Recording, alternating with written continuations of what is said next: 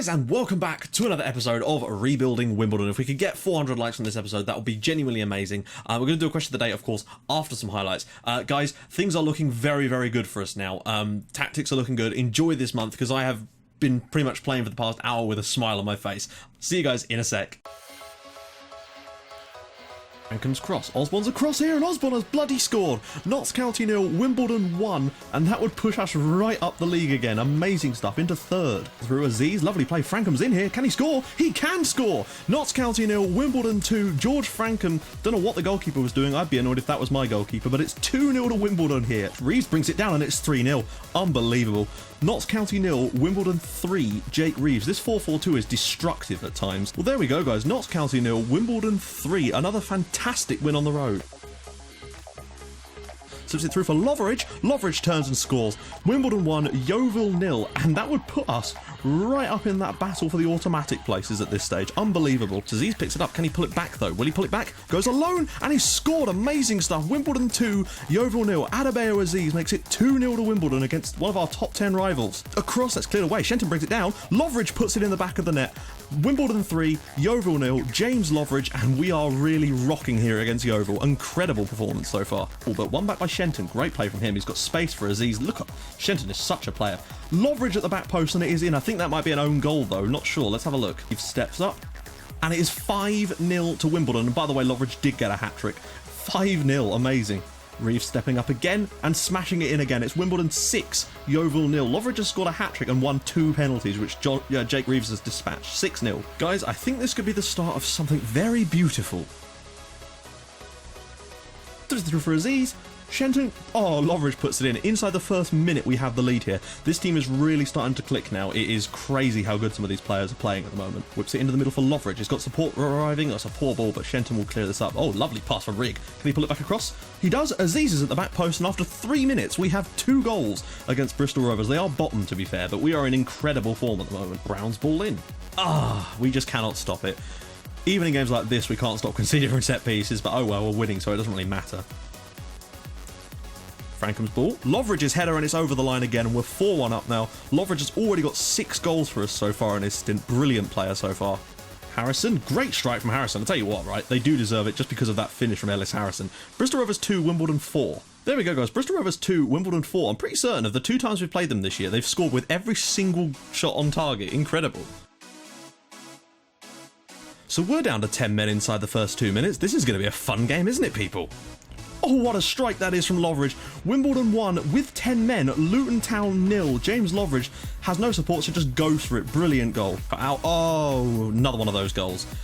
Disappointing, really. I'm getting sick of conceding those types of goals. But there you go, guys. Luton get a deserved equaliser in the end, unfortunate. Can he slip it through for someone? Goes through. Loveridge is in here, and Loveridge has now scored. Wimbledon 2, Luton 1. The 10 men have taken the lead again. Loveridge is on fire lately. Cleared away. Can we grab a third? Surely not. Robinson. Back to Falkingham. Long ranger, perhaps? Goes for it. Oh, my God. We are leading 3-1 with 10 men against the top of the table club, and we are going to the top of the league if things stay like this. There we go. Wimbledon, 10-man Wimbledon, 3, top of the table, or they were, Luton 1. Unbelievable. Reeves does really well. No, he doesn't. Oh, okay. What in the name of God is happening? Is he going to get sent? Oh, God. Jake Reeves has now been sent off. Dembele flicks on for Clark. Clark's header, and it's in the back of the net from Torre. Wimbledon have the lead. Ibu Torre with his first ever goal for us, and with 10 men, we lead again. How is this keeping happening? Don't concede now. You can hang on. Oh, God. 92nd minute. Curtis Weston levels for Barnet. We so nearly won back-to-back games with 10 men. So close, guys, but we did a really good job anyway. Ball at his feet. Sure, there isn't one last chance in this one. Frankham. Ball across the box. Akinfenwa's missed a sitter. There we go, guys. Barnet 1, Wimbledon 1. We did really well to get a point there with 10 men. We actually had a chance to win it after they equalised, but Bayo missed it. Shame, but there you go. Right, guys, we're back. And as you can see, we are top of the league, despite the away draw against Barnet. But for some, like every single game this month, I have played the 4-4-2. In fact, we'll do a question of the day as well, but we'll get onto that in a sec. Every single day this month, I have played the 4-4-2 because every tactic we've come up against has either been a 4-4-2, a 4-4-1-1, or that 4-2-3-1 with the wide wingers. That seems to work well against it as well. The only time that the system doesn't work is against back 3 kind of situations that are a bit weird, funny formations and really narrow ones. That's when we might have to change things up a little bit, but for now we're looking really solid with this incredible 4-4-2 that we've got going, and Loveridge has been an absolute monster. I think he's got, I don't know how many he's got, but there you go, we're top of the league. 4 points clear of dropping out of the promotion spots as well, and a full 6 points clear of dropping out of the playoff spots. We beat Yeovil 6-0. They were like 6th in the league at the time. It's incredible. And the win in Luton as well. Barnet, we were a little unlucky maybe at the end, but hey, you can't win every single game, and the fact that we've won as many as we have this month has been truly incredible. If you actually look at our run, we're unbeaten in 10 matches now since that 4-1 defeat to Newport County. Things are looking very, very good. Now we'll take a quick look at the squad while we're here. Top goal scorer at the moment is Akinfenwa with 11, but look at that. James Loveridge has got 8 and 8. I mean, you can't ask for much more than from a new signing than 8 in 8, frankly. The goal against Luton, the long-range strike, just completely took the pressure off. It was fantastic. Lyle Taylor has 8 in 21. I mean, that's the difference between a good striker and Lyle Taylor, basically. Assist-wise, Frankham's got 9, Volkingham has 9 as well, and frankly, Oliver Shenton should have a couple as well, but he is injured currently, which is a real shame, but hopefully he'll be back soon, so all is well on that front. Loveridge as well, decent pass completion. Everything is great about him.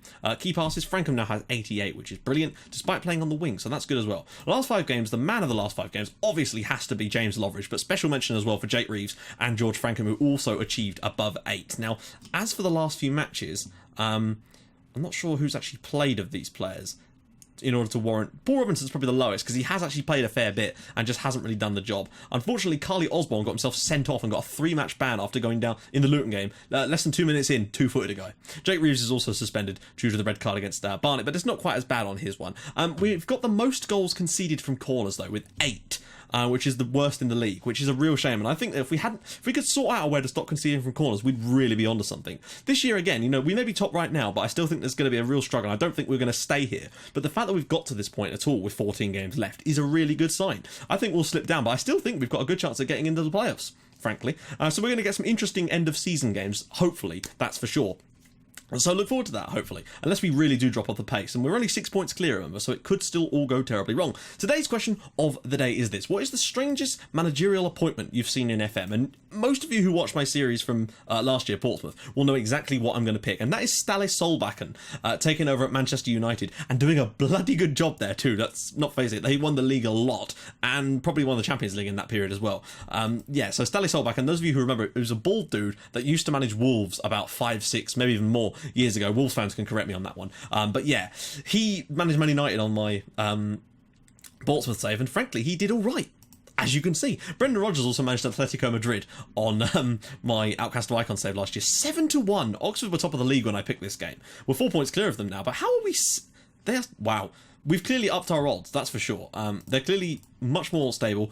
Everybody is loving work right now. This deep lying forward, advanced forward system seems to work nicely. Even with them both on attack, we've seemed to have struck a nice balance, and I'm happy to stick with it for now, basically. I'm really, really happy with the way things are going. The loanies have definitely helped. It's taken some of the pressure off. It meant that I can rotate the squad a little bit more, move players in and out when I need to, and Loveridge has been an absolute revelation. He has been so good, despite not having the best finishing. Look at this. He's only got 11 finishing, and his composure is only 11. So in theory, he should be worse than Lyle Taylor, but he just isn't. He's so much better in these positions. Taylor's out injured again, though he is going to be on the bench for today, but he might come on later. I might give him a try, but we'll see. So anyway, let's get into the game against Oxford. I personally think that, Barnet played a similar type of system to this, and we looked pretty good, and we're maybe unlucky to lose that in the end, but we did have 10 men. So, the great thing about this system as well is if you do go down to 10 men, you don't really need to change a lot, depending on who gets sent off, of course. But, when it was Osborne, we just moved the deep line forward back, and, chance here. Toure, go on, son.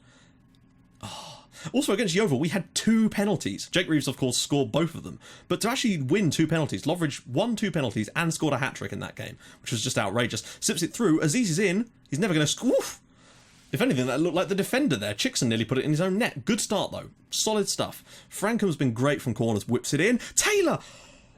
Oh, no, that wasn't Taylor, was it? Of course. That was Teixeira, I think. Sorry, it said Taylor. Frankham now. Whips it in again, and this one will be clear, but it's only going to get as far as... Well, it should have been going to number 12 there, really, but Volkingham will get it back. Back for Frankham. We've started strongly again. The early stages of these games as well, we seem to be unstoppable. Against Bristol Rovers, we scored 3 goals in the first 5 minutes. Against Yeovil, we were 3-0 up pretty damn quickly as well. Oxford, of course, is going to be much tougher, though. That much we do know. Oh, Robinson's let it go over his head, and Jones has been played a little too far out wide there, but Cook's in, and it's gone straight through Shea's legs. And we've conceded at home to Oxford. It's a shame, because we've actually started this game probably about as well as we do the other games. But Oxford are a much better team, so if there's any game that we're going to drop points in, it probably will be against Oxford. But, I thought you guys would like to see a live com against one of the better sides in the league, because we've been playing a lot of the lower-ranked teams in the league. And I thought it would be just nice to win a few live coms, but I thought, with confidence riding high, Cook's in there, and Shea's unfortunately let it go straight through him. But we have got what it takes to come back in this game. That much I am sure of. It always says we're struggling to cope with numbers in the midfield. It was saying that against Yeovil when we were 6-0 up and had 67% possession. Good stuff. Paul Robinson has made a lot of mistakes, and I'd be tempted to get him off in the second half. We've still looked... Oh, come on now. Come on now. Come on now. What are you doing, guys? This is not a good game so far. We've been pretty even with them so far, but they've scored 2 goals. I suppose it was about time we got sucker punched, really, wasn't it? But I kind of hoped that we'd have a bit more of a Luton-esque performance, and I didn't want to end our 10-match unbeaten run today, really. Goalkeepers all over the place now. McDonald's slotting that in comfortably. It's a shame. Maybe the fact that this system is more of an away tactic. I don't know. Barnet played really well. Well, actually, they didn't play that well. Right. We need to be aggressive here and tell them... Right, that's more like it. I don't know why James Loveridge didn't appreciate that. Is it because he hasn't got a goal, so let's get this fired up and get the second half. Put a rocket up their arse and hope we can do something. I don't want to switch to attacking or anything just like that yet. I feel like if we haven't scored by like the 60th minute, we might switch to it. But if we can get one back before then and start getting a bit more into this game, because the fact is we've done okay, but they've created better chances from the number of shots they've had, and that's important to note. Right, are we offering anything? Slocum. Right, remember we got a draw at the Kassam earlier this year, so we clearly do have it in our tank to do such a thing, but the problem is that was with the old tactic, and we really were battered for 90 minutes, whereas today we're holding our own. Go on, Barry. Whips it across, cleared away. Frankham's got it. Azizas brings it down. We need someone to turn and get the without the back to goal. Clipped away. I don't know what happened there. I don't know what happened. I don't know where the highlight was. Did Slocum tip that as it went through or something? Because I can't figure out what else happened. Bulldog. We've not been good today. We seem to be having a bit of an off day. Unfortunately, in the last game against Barnet, when we got the draw in the end, I told the team that it was a good performance, because the fact is it was. With 10 men to get a draw away from home, really good performance. And then they all reacted horrifically as a result, and I'm hoping that that hasn't harmed the morale too much, because unfortunately that... Oh, God, Paul Robinson is having an absolute nightmare today. He may as well be the baddie from Neighbours with his performance today. It's been woeful. And Loveridge has not been great either. Screw it, let's get Lyle Taylor on. Loveridge has actually had a bad game for the first time in quite a while, really. He's got 8 goals to his name in 8 games. I'm very surprised to be 3-0 down at home to Oxford here, but they've been really good. They have. But Paul Robinson positioning all over the place, cooking again, and, well, you can't win every game. It's just a shame that it had to come today after such a fantastic run we've been on. We need to get our confidence back. But this is what I was saying about this team is sort of performing above themselves at the moment, I feel. Right, we're going to have to go on, or do we actually? We're 3-0 down now. Is it worth just sitting on what we've got? Right, win that, Frankham. Get a breakaway now. Go on, Aziz. Lump that downfield. And Lyle Taylor is actually getting onto it. Watch him miss this now. Whoa! Take a picture, folks. Lyle Taylor has scored a goal, and it is Wimbledon 1, Oxford 2. And stats-wise, this game is much more even than the scoreline would suggest. We've just made some terrible defensive errors. Lyle Taylor getting us back into it. I'm content to leave it like this for now and throw it on attacking if we can't get something going, because I'm not sure Oxford are going to want to come out at us at this point. Right, now we're going to go on to attacking. Right, we've got another substitution potentially as well, haven't we? Teixeira's going to... Oh, bloody hell. We've still not got enough defenders, which is annoying. Falkingham, nope. The injuries of... Even when we got enough players back to sort of cope with this, then a load more just got injured. Right, we've got another chance here, potentially. Don't concede a 4th goal. That's it. Get out to that and cover the ground. Fuller, just drop it back inside. Nightingale can play this... actually, there's not a lot of options. That's it. Just keep the ball. Lyle Taylor should win this. He has done. Aziz has been very, very good. I have to say, despite his stats not being wonderful, he done some good things for us. Lyle Taylor, oh, God, what are you doing? Like, this tactic is designed to try and stop that long-range shooting crap, but once Lyle Taylor gets his name on the score sheet, back in the team again, it all goes out the window. Falkingham, Taylor needs to make a run. Needs to be available. That's really poor again. Right, this is going to go straight over the top, isn't it? Circum. Can we get a foot in? Jones. O'Dowda. Don't let them slip it through that channel. There we go. Well done, Callum Kennedy. Taylor has managed to win it this time, but he's got players all around him. And good play from Barry Fuller, though, keeping the possession. And Frankham's in a good position here. Right, we got a chance. Ball in. 1 goal back now if we can get it. Taylor! Yes! Lyle Taylor off the bench, the super sub, and even he is playing well in this system. Wimbledon 2, Oxford 3. Yeah, looking at the stats for this game, I have to say we'd probably be quite good value if we were to come back and get a draw here. Oh, we probably didn't deserve to be 3 goals down, I have to say. Right, I'm thinking perhaps overload for the final. We're much closer than I expected us to be at this point, so I'm actually going to tell them to push forward and Let's just go for it. 10 minutes of going for it. If we concede, we concede. But the point is there's a chance for a point here in a really good performance from us all round. We've been as good as Oxford today, but it's just not been our day, unfortunately. But still, goal difference-wise, it's not as bad as it was looking at one point. We've really shown that this tactic is still solid. We've just been a little bit unlucky in some of the situations today, and some of the players not been great either, in terms of from a defensive position. But good finishes from Oxford all round. Very even game has gone their way, but hey, we've had some other games go our way. The point is we are still in the automatic promotion spots. It's not... Yeah, we should give them a rollicking still, though, just to keep them fired up for the next game. And maybe you can undo some of the mistakes I made in the last one. But the point is, we're still doing well. 54 points on the board. We're beating teams around us. Okay, yeah, we've lost at home to Oxford, but we've got a point at the Kassam, so it's not all that bad. Then again, we've actually beaten Luton home and away this season, haven't we?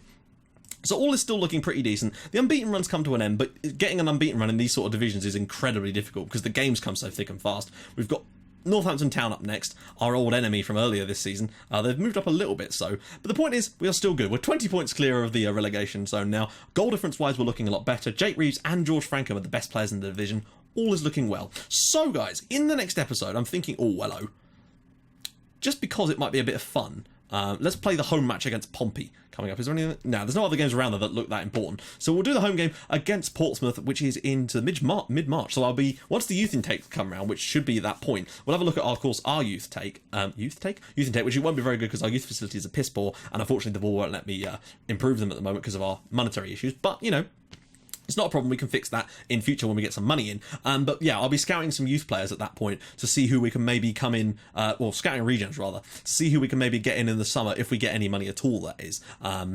But yeah, it's important that we do get some players in to try and build this team for the future, particularly if we were to accidentally end up getting promoted with a team that probably doesn't have the squad depth to really do that just yet. So guys, if you like this episode, please do drop a like on the video. That would be fantastic. And if you haven't already, please do subscribe to the channel for more videos like this, sorry we lost, in your inbox every single day at 7 o'clock, but unless we do a double upload, and this might be well part of a double upload, so in that case it's probably 5 o'clock, and I'll see you guys in the next episode for a home game against Portsmouth. That could be a winnable one actually, because Pompey are not doing that well this season. I'll see you guys soon. Thank you so much for watching. Bye bye.